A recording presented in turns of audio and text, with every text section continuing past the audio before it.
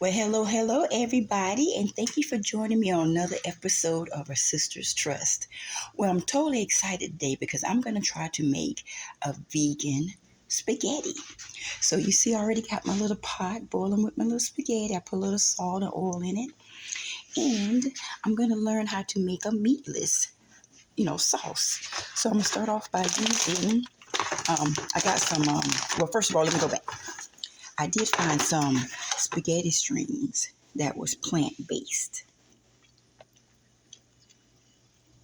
For those of us who are missing some of the protein. And then I'm going to use some walnuts. And I'm going to use from Publix some lentil beans. So these walnuts are about 16 ounces. So I'm going to use half of that.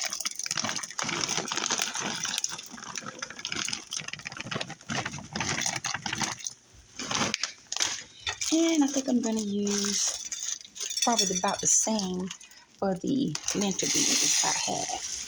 And let it cook about 15 minutes because I want to make it meatless, okay? Well, my pasta is coming along good, and look at my walnuts and lentils. That is looking really good. So while I was waiting on that, I went ahead and chopped up some bell peppers and onions, and I used a classic pesto. This is the kind I use. Because once it's done, I'm going to start sauteing that in that. I'm going to also cut up a little bit of mushrooms and add into that.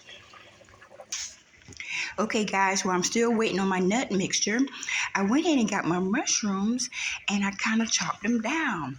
It's amazing what you find in your house that you've been given as a gift. It was like this little chopper and you just pull the string. I had cut them down a little bit, but look at the consistency. So this is the same thing I'm going to do with the rest of the nuts and the lentils to mix it up to make my hamburger mix. I'll be back. Okay, guys, so this is how my lentil and my beans, my lentil beans and my walnuts look as I drained a little bit. I'm going to chop it up and see how it looks. Test it out. All right, so this is how it looks after I chopped it up. So I think it's really ready, so I probably didn't need to cook it as long. All right, guys, look how that is coming out with blending that together. And that's the mushrooms over there. I'm getting ready to mix it up. And remember that amount I said? It's a lot because look how much is still in my little drainer. So I'm going to finish chopping it up. But I think for the spaghetti, that should be enough. And I'm going to mix it together. And probably when I chop this up, I could freeze it. Or I could go ahead and cook it up. And you could do probably like your wraps. Your lettuce wraps. Oh, and also I found in the store today the vegan wraps. Let me get over here and walk backwards.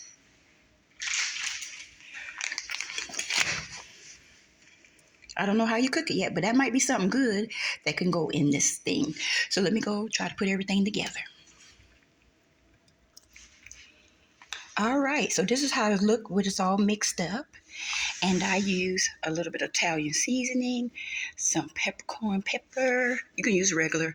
I use some garlic powder, some garlic salt, and some regular salt. So now I'm getting ready to start sauteing my onions and everything. Let that start cooking a little bit, then I'm going to add my mixture to it.